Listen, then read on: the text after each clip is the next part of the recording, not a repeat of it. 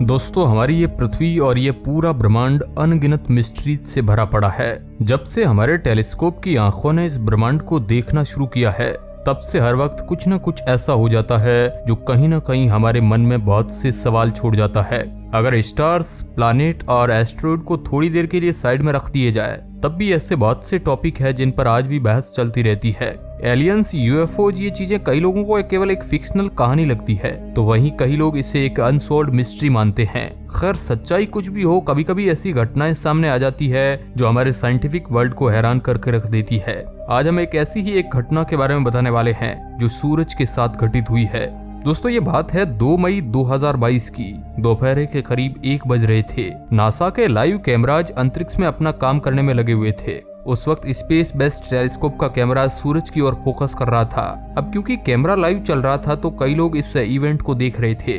अचानक से कैमरे में दिखा कि सूरज के लोअर राइट हिस्से से एक काले रंग का बॉक्स के टाइप का कुछ एक टूटकर अलग हुआ है। जो लोग ये इवेंट देख रहे थे वे काफी हैरान हो गए। इससे पहले लोग कुछ समझ पाते, फ्रेम का लगभग 25% एरिया ब्लॉक स्क्रीन से कवर कर दिया गया। इसके कुछ देर बाद ही लाइव रिकॉर्डिंग भी तुरंत ही बंद कर दी गई। ऐसा लग रहा था जैसे नासा जो इस टेलीकास्ट को मैनेज कर रहा था, हमसे कुछ छुपाने की कोशिश कर रही हो। इस रिकॉर्डिंग को सोलर और हेलियोस्फेरिक ऑब्जर्वेटरी SOHO कैप्चर कर रही थी, जो नासा के अंडर ही काम करती है। जो स्पेस बेस्ड टेलीस्कोप ये इवेंट रिकॉर्ड कर रहा था, उसे भी नासा और ESA यानी यूरोपियन स्पेस एजेंसी ने मिलकर बनाया था। इस इवेंट के तुरंत बाद ही सभी एस्ट्रोनॉमर्स, रिसर्चर्स और एजेंसीज के बीच सवाल जवाब शुरू हो गया। नासा पर शक करने का एक और कारण है कि इस इवेंट के पीछे कुछ ही घंटों बाद SOHO की वेबसाइट भी बंद हो गई। इतना ही नहीं, इस तरह नासा की दूसरी वेबसाइट हेलियोव्यूअर को भी बंद कर दिया गया, जबकि हेलियोव्यूअर एक ओपन सोर्स पब्लिक वेबसाइट थी जिसमें लोग स्पेस इवेंट की रिकॉर्डिंग देख सकते थे।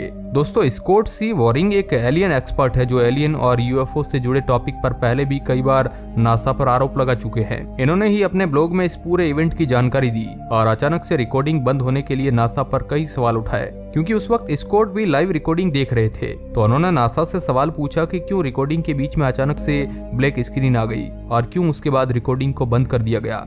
उनका कहना है कि यह पहली बार नहीं है जब ऐसे ब्लैक ऑब्जेक्ट के देखने पर नासा उन्हें छिपाने की कोशिश करता है। पहले भी ऐसा कई बार हो चुका है, जब पृथ्वी के एटमॉस्फेयर में और सोलर सिस्टम के कई पार्ट्स में भी मिस्टीरियस ब्लैक ऑब्जेक्ट दिखे। लेकिन नासा ने हर बार ऐसे टॉपिक्स को दबाने की कोशिश की है, कभी कोई टेक्निकल ग्लिच का बहाना देकर, तो कभी किसी सीक्रेट प्रोजेक्ट का। स्कॉट ने 4 सेकंड की वीडियो क्लिप को भी सोशल मीडिया पर पोस्ट किया था, जिसमें सूरज से वह ब्लैक बॉक्स टूटकर अलग होता हुआ दिख रहा है। सोशल मीडिया पर भी इस इवेंट को लेकर काफी विवाद हुआ और इसलिए लास्ट में नासा ने इस पर एक डिटेल्ड एक्सप्लेनेशन दिया। नासा ने यह बताया कि सूरज से टूटकर अलग होता हुआ जो ब्लैक बॉक्स हमें दिख रहा था, वह असल में कोई ब्लैक बॉक्स नहीं बल्कि एक छोटा सा ब्लैक डॉट है। स्पेस में सोलर और कॉस्मिक रेडिएशन लगातार टेलीस्कोप पर हमला करती रहती है और ऐसे में कई बार लाइव क्लिप्स में छोटे मोटे ग्लिच आ जाते हैं। स्पेसक्राफ्ट पृथ्वी के आउटर ऑर्बिट में पृथ्वी का चक्कर काट रहा है और वहाँ कॉस्मिक रेडिएशन और चार्ज आइकन्स लगातार उसी से टकराते रहते हैं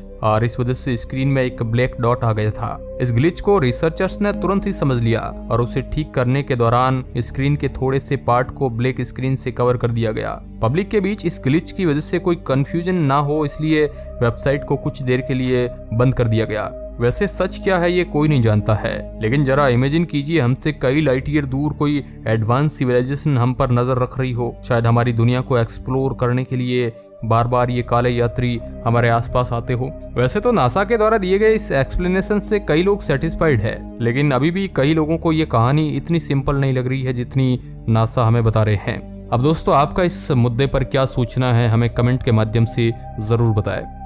धन्यवाद।